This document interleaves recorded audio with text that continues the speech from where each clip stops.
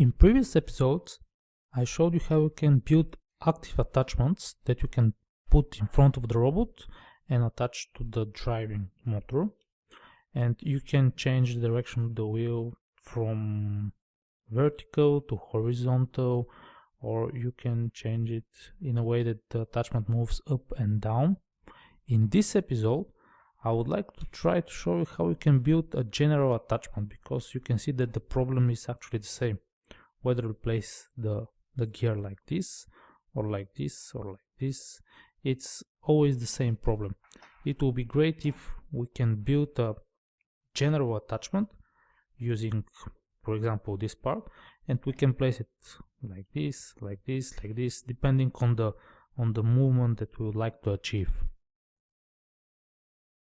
Find this and more tutorials at flocast.com.